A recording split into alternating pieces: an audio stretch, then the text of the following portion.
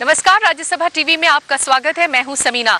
दुनिया के सबसे अमीर क्रिकेट बोर्ड बीसीसीआई के वित्तीय लेन देन में संसद की स्थायी समिति ने गड़बड़ियां पाई हैं।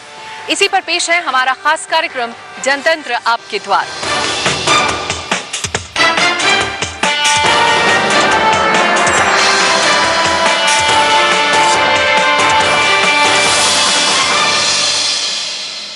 स्थायी समिति ने बीसीसीआई और उसकी संस्था आईपीएल और फ्रेंचाइजी को टैक्स चोरी के मामले में दोषी पाया है।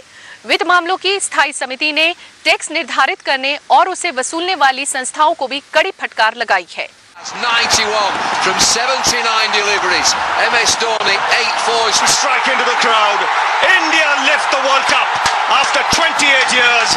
The parties start in the dressing room and it's IPL की इस चकाचौंध भरी दुनिया के पीछे का काला सच संसद की स्थायी समिति की रिपोर्ट में सामने आ गया है। बीसीसीआई भले ही अपनी तमाम वित्तीय गड़बड़ियों के लिए अपने पूर्व सहयोगी ललित मोदी पर निशाना साध रही हो, लेकिन संसद की स्थायी समिति की रिपोर्ट में बीसीसीआई खुद ही निशाने पर आ गई है। समिति ने आईपीएल और उसके फ्रेंचाइजीज पर टैक्स चुराने का मामला पकड़ा है। Rajasthan Royals, Kolkata night Riders, Kings 11 Punjab और मुंबई इंडियंस टीम के लिए पैसे विदेश से भारत लाए गए। इन टीमों के लिए पैसे Mauritius, Bahamas, British virgin island जैसे देशों से अवैध तरीके से मंगाए गए। आईपीएल और उसके फ्रेंचाइजीज ने विदेशी धन को भारत मंगाने के लिए आरबीआई और फॉरेन इन्वेस्टमेंट प्रमोशन बोर्ड समेत दूसरी एजेंसियों से इजाजत लेने की जरूरत तक नहीं महसूस की। Cricket has become the most lucrative place of investment of black money, particularly IPL. और यही करते हुए क्रिकेट को क्या किया आप अभी देखिए, लंदन में, ब्रिटेन में जो खेला हो रहा है वही खेल में इंडियन प्लेयर्स कैसे खेल रहे हैं।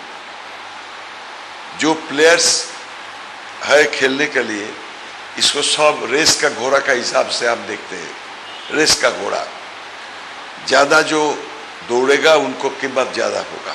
आईपीएल में पूरी तरह से जो मिस मैनेजमेंट रहा है उसके अंदर कॉन्फ्लिक्ट इंटरेस्ट भी है। बिल्कुल। जो लोग ऑफिस बेरर्स है, जो लोग इस टूर्नामेंट से जुड़े हैं, वही लोग टीमों के मालिक हैं। जिस तरह का गड़बड़ी हुई आईपीएल के साथ, ये मुझे लगता है ये एक बड़े धब्बा क्रिकेट के खेल के ऊपर लगा है और काफ़ी लोग इसमें चिंतित हैं। Those who are running this IPL, that they take a lot of exemption from the IT department. स्थायी समिति की रिपोर्ट में बीसीसीआई के उन अधिकारियों के वित्त लेन देन पर सवाल खड़े किए गए हैं जिनके जिम्मे आईपीएल को चलाने का काम था, जबकि आईपीएल बीसीसीआई के लिए पैसे कमाने की मशीन बनी हुई थी। बीसीसीआई ने franchisee fees, business consultancy service, games right और विज्ञापन बेचकर जो कमाई की है, उनके लिए बतौर सर्विस टैक्स 160 करोड़ रुपए नहीं चुकाया है। बीसीसीआई ने अब तक 160 करोड़ बकाये में से महज 5 करोड़ रुपए का भुगतान किया है। स्थायी समिति ने बीसीसीआई के पैसों के लेन देन में भी कई गड़बड़ियां पाई हैं। बीसीसीआई ने इनकम टैक्स विभाग को बताया है कि वित्त वर्ष 2009-2010 में उसे 14 करोड़ रुपए से भी ज्यादा का मुनाफा हुआ है, जबकि राजस्व विभाग की जानकारी के मुताबिक बीसीसीआई ने इस दौरान 660 करोड़ रुपए से भी ज्यादा की कमाई की है।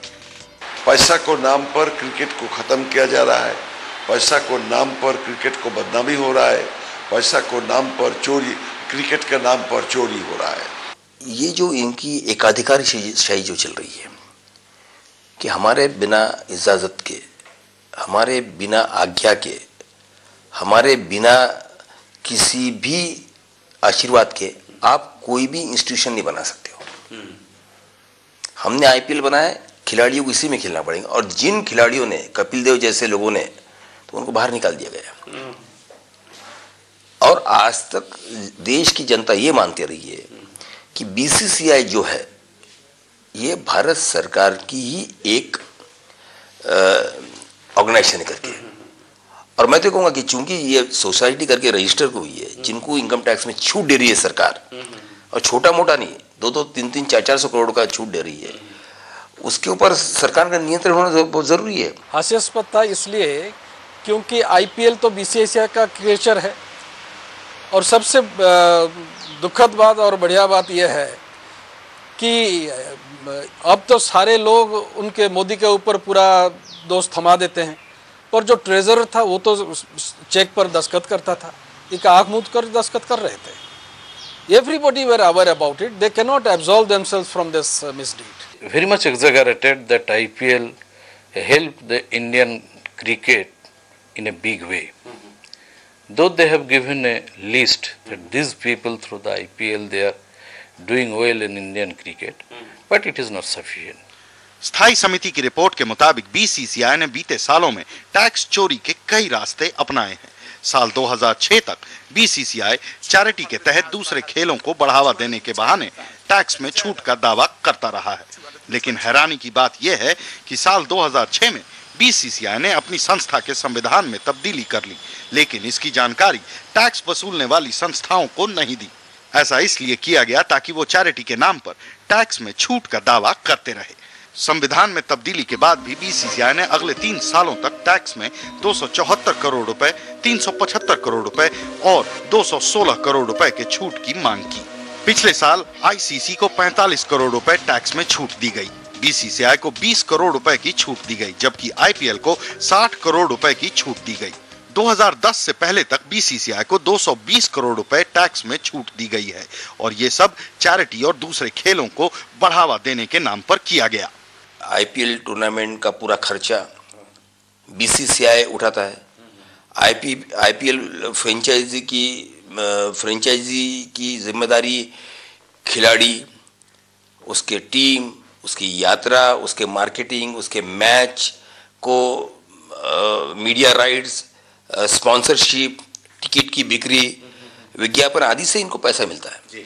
अब ये सब पूरा कमर्शियल एक्टिविटीज़ है और ये सारी कमर्शियल एक्टिविटीज़ होने के बाद में इनकम टैक्स इनके तरफ इतने प्यार के निगाहों से क्यों देखती रही, ये सवाल हम लोगों ने पूछा था उनको वहाँ से।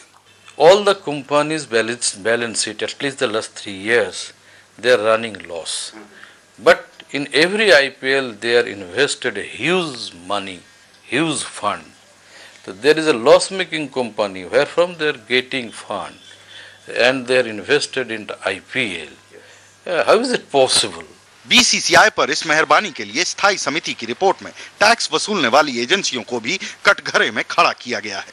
समिति ने पाया है कि टैक्स वसूलने वाली एजेंसियां टैक्स तय करने के लिए बीसीसीआई की फाइल को लगातार 3 साल तक लटका कर रखा ताकि उन्हें चैरिटी के नाम पर चुपचाप टैक्स में भारी राहत दी जा सके। संसदीय समिति के सुनवाई के दौरान मौजूद सभी बीसीसीआई अधिकारियों ने एक साथ खड़े होकर के समिति से माफी मांगी थी और ये भी आश्वासन दिया था कि वो क्रिकेट में कमर्शलाइजेशन पर काबू पाने की पूरी कोशिश करेंगे। अमृतांशु राय, राज्यसभा टीवी, दिल्ली। समिति ने बीसीसीआई के खिलाफ जांच की सिफारिश की है। इस मुद्दे पर समिति के अध्यक्ष यशवंत सिन्हा से हमने बातचीत की और इस बातचीत में हमने उनसे ये जानना चाहा कि आखिर समिति की इस मुद्दे पर सिफारिशें क्या रही हैं। एक मुद्दा उसमें है कि बीसीसीआई को एक खेल कूद के प्रोत्साहन के लिए जो एक संस्था बनी उसको इनकम टैक्स लॉ में एग्जेम्पशन दिया हुआ था। उन्होंने अपना चरित्र बदल दिया। चरित्र बदलने के बाद कई वर्षों तक इनकम टैक्स विभाग ने इसका संज्ञान ही नहीं लिया कि बीसीसीआई ने अपना चरित्र बदल दिया है, अब वो टैक्स के दायरे में आना चाहिए। और अब जो टैक्स के दायरे में आ गए हैं, आपने उनका जो एग्जेम्पशन था उसको वापस ले लिया है, तो जल्दी से जल्दी उन वर्षों का टैक्स आप असेस कीजिए, टैक्स लगाइए, टैक्स वसूल कीजिए। उसमें भी हमने देखा कि कहीं न कहीं ढिलाई थी, कहीं न कहीं कोताही थी। तो उस पर हम लोगों ने इनकम टैक्स को कहा है कि वो जल्दी करें। जी, आईपीएल के जो मैचेस होते थे उसमें हम लोगों ने कई अनियमितताएं देखी, टीम्स में भी और बीसीसीआई आईपीएल गवर्निंग बोर्ड में भी, जो इन मैचेस के लिए जिम्मेदार था। जी, कुछ के केस में हम लोगों ने पाया कि पैसे संदिग्ध रूट से आए, मॉरिशस से आए और कहीं से आए और कोई बहुत स्पष्ट उसकी जानकारी नहीं है। हम लोगों ने फिर एनफोर्समेंट डायरेक्टर को कहा कि वो उसकी तत्परता के साथ जांच करें कि ये पैसे आखिर आए कहाँ से, क्या इसमें काला धन लगा है, अगर काला धन लगा है तो वो कहाँ से आया, किसका काला धन है। तो ये एक जांच हुई और उसके बारे में रिपोर्ट में हम लोगों ने जिक्र किया है। फिर उसके बाद आईपीएल बोर्ड ने ही जब वो इस पूरे टूर्नामेंट को दक्षिण अफ्रीका ले गए तो इन्होंने एक भारी राशि विदेशी मुद्रा में दक्षिण अफ्रीका को भेजा ताकि वो इसका मैचेस करा सके। उसके लिए उनको जो अनुमति लेनी चाहिए थी रिजर्व बैंक ऑफ इंडिया वगैरह से, वो अनुमति उन्होंने नहीं ली और इस तरह उन्होंने कानून का उल्लंघन किया। तो उस पर हम लोगों ने टिप्पणी की है। फिर उसके बाद जिस तरह मैचेस हुए तो वो ये कह के बचना चाहते थे हमसे कि उन्होंने सब कुछ आईपीएल के गवर्नर थे उनके ऊपर सारी जिम्मेदारी छोड़ दी थी और लगभग वो सिर्फ रबर स्टैम्प बन के रह गए थे। हम लोगों ने कहा आप सब लोग बहुत काबिल लोग हैं, अनुभवी लोग हैं, तो ये कैसे हुआ कि आप उनके सारे फैसलों को आप पुष्ट करते गए और आप उस पर मुहर लगाते चले गए। कहीं ना कहीं आपको जांच करनी थी और उस पर बीसीसीआई के जो सचिव हैं उन्होंने साफ शब्दों में कमेटी को कहा कि हाँ हम लोगों ने भारी भूल की, उन पर विश्वास किया और हम अप्रूव करते रहे, अपनी मुहर लगाते रहे, लेकिन हमारे साथ धोखा हुआ है। आपको क्या लगता है कि ये जितने स्पोर्ट्स फेडरेशन हैं, जिस सूत्र को पकड़ करके आपने जो इन पर बीसीसीआई पे जो कार्रवाई की है, क्या उसी तरह की कार्रवाई जो तमाम स्पोर्टिंग अथॉरिटीज हैं उन पे की जानी चाहिए या इस तरह का सुझाव?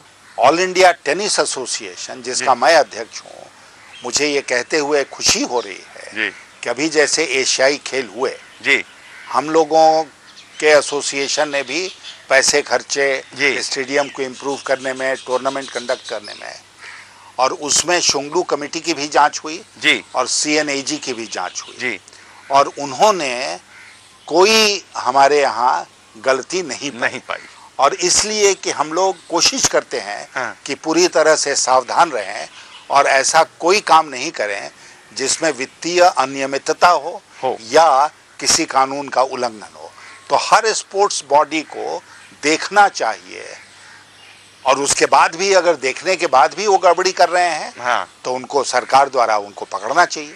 जिस तरह से ललित मोदी ने इस पूरे ग्रास रूट पे ले जाने का बहाना दे करके क्रिकेट का विस्तार किया या कमर्शियल विस्तार किया, उस मुद्दे पर हम लोगों ने कहा है कि क्रिकेट का विस्तार हो, अधिक से अधिक लोग क्रिकेट खेलें, नौजवानों को प्रोत्साहन मिले, ये सब अपने आप में अच्छी बात है और वो ना केवल क्रिकेट के लिए बल्कि हर स्पोर्ट्स के लिए हम कहेंगे कि वो अच्छी बात होगी। लोग हॉकी खेलें, टेनिस खेलें, फुटबॉल खेलें, स्पोर्ट्स का विस्तार होना चाहिए। लेकिन हम लोगों ने इस बात पर टिप्पणी की है कि क्रिकेट का जिस तरह व्यवसायीकरण हुआ है, कमर्शियलाइजेशन हुआ है, उसने इस गेम के चरित्र को ही बदल दिया। अब सब लोग इसलिए क्रिकेट खेलने जाते हैं क्योंकि उसमें पैसे बनते हैं और सबसे जो हम लोगों को आपत्तिजनक बात लगी वो ये लगी कि इस आईपीएल के मैचेस में जिस तरह गाला पार्टियाज होती थी देर रात तक वहाँ पर, जिस तरह महिलाएं आती थीं, जिस तरह नर्तकियां आके डांस करती थीं, ये सारा कुछ एक तो हमारे देश की संस्कृति से मेल नहीं खाता है और दूसरा कि ये पैसे का अपव्यय है, बर्बादी है। और वक्त है एक ब्रेक का। ब्रेक के बाद हम बात करेंगे कि इस मामले में किन किन बैंकों ने आईपीएल को विदेशों से पैसा लाने में मदद। ब्रेक के बाद राज्यसभा टीवी में आपका एक बार फिर स्वागत है। आप देख रहे हैं कार्यक्रम जनतंत्र आपके द्वार।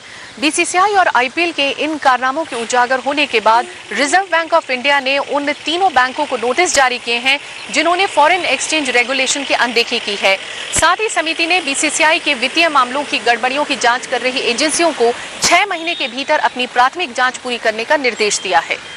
संसद की स्थायी समिति ने आईपीएल की इस चकाचौंध के पीछे का काला सच उजागर कर दिया है। समिति ने एक्सिस बैंक, एचडीएफसी बैंक और स्टेट बैंक ऑफ त्रावणकोर की जयपुर शाखा के नाम लेते हुए कहा कि तीनों बैंक आईपीएल में हुए वित्तीय गड़बड़ियों में साझेदार रही है। इस मामले में रिजर्व बैंक ऑफ इंडिया का मानना है कि तीनों बैंकों ने फॉरेन एक्सचेंज मैनेजमेंट एक्ट का पालन नहीं किया। इन बैंकों ने आईपीएल से विदेशी निवेश के लिए ना तो जरूरी कागजात मांगे और ना ही समय पर गड़बड़ी की रिपोर्टिंग की। एक्सिस बैंक है, एचडीएफसी बैंक है या स्टेट बैंक ऑफ त्रावणकोर है, इन्होंने आईपीएल संबंधी जो लेन देन से जो रिश्ते जुड़े हुए हैं उनको आरबीआई और फेमा के नियमों का उल्लंघन किया उन्होंने। आरबीआई और फेमा के नियमों का उल्लंघन है।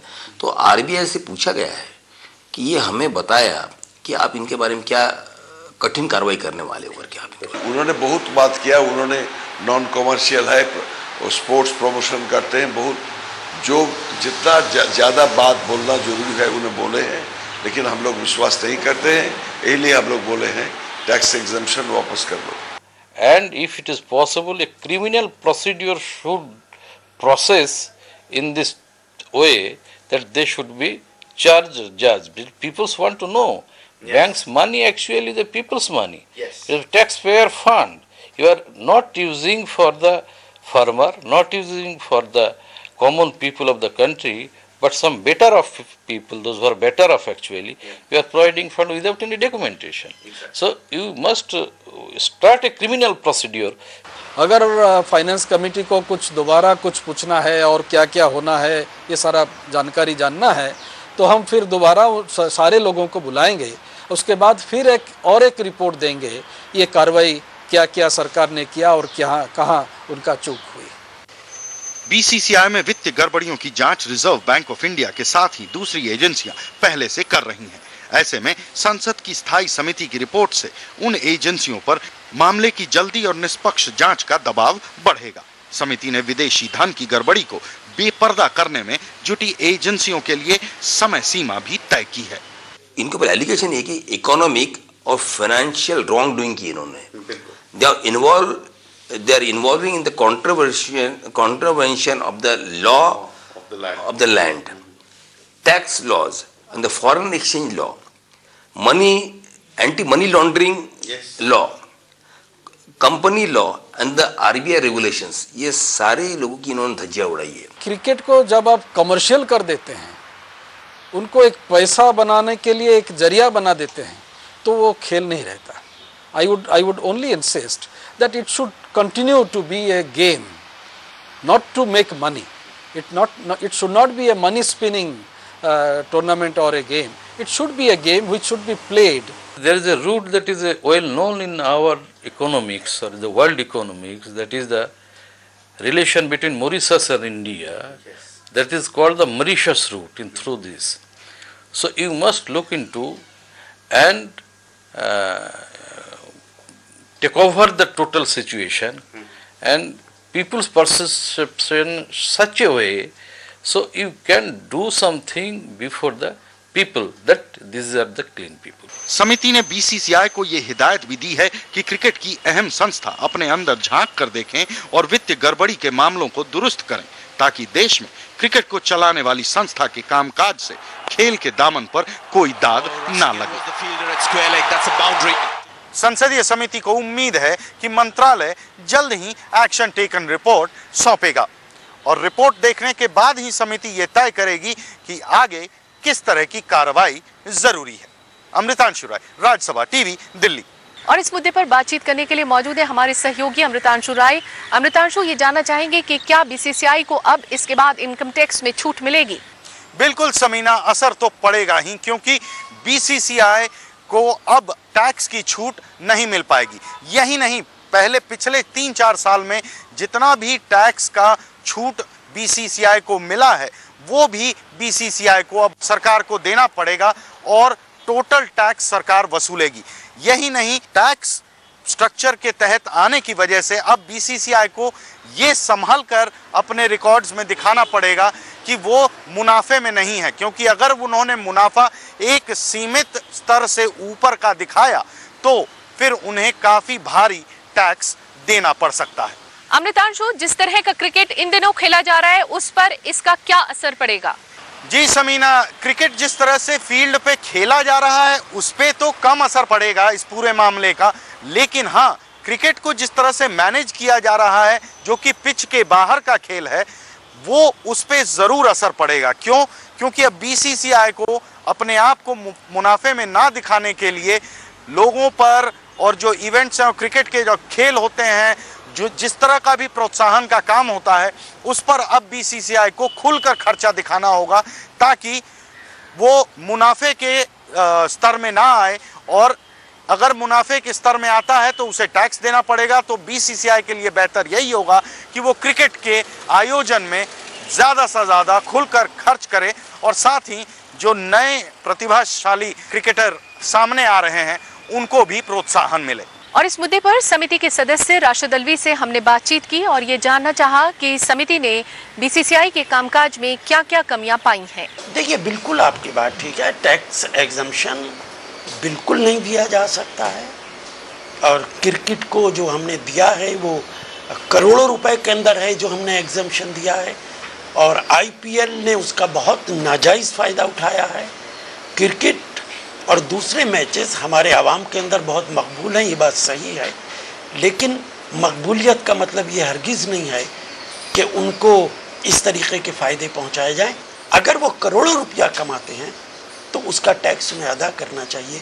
मेरी समझ में आता है कि अगर कोई मैच, कोई क्रिकेट या कोई भी गेम पब्लिक में मकबूल है और उनके पास पैसा नहीं है तो कुछ मदद की जा सकती है, लेकिन जहाँ तक क्रिकेट का ताल्लुक़ है ये तो बिल्कुल कॉमर्शियल हो गया है। इतनी आमदनी इन लोगों को होती है कि जिसकी कोई हद नहीं है, तो फिर आम आदमी का जो पैसा है, जो टैक्सेस हैं, वो इनको क्यों एग्जम्प्ट किया जाए? यही हमारी कमेटी की रिकमेंडेशन। सर, तीन कंपनियां ऐसी थीं जिन्होंने अपने आप को दिवालिया घोषित कर दिया था, लेकिन उन्होंने विदेशी रास्ते से तमाम इन्वेस्टमेंट्स किए हैं आईपीएल में। बिल्कुल आप ठीक कह रहे हैं, ऐसी कंपनीज हैं, उन सब की भी तफ्तीश होनी चाहिए, इन्वेस्टिगेशन होना चाहिए और मेरे ख्याल से शायद इन्फोर्समेंट डिपार्टमेंट कुछ कर भी रहा है। और आइए इस मामले में जानते हैं वित्त संबंधी स्थायी समिति के अध्यक्ष यशवंत सिन्हा का क्या कहना रहा।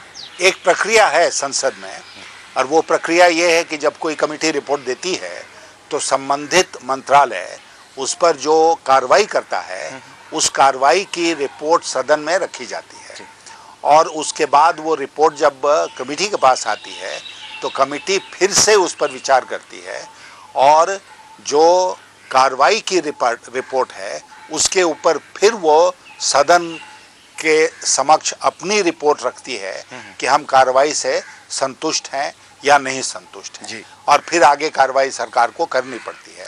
अगर बहुत विशेष कोई मामला हुआ तो हम उसको कुछ दिनों तक उसके पीछे लगे रहते हैं जब तक हम संतुष्ट नहीं हो जाते। स्थायी समिति ने अपनी सिफारिश में बीसीसीआई पर नकेल कसने की पूरी तैयारी कर ली है।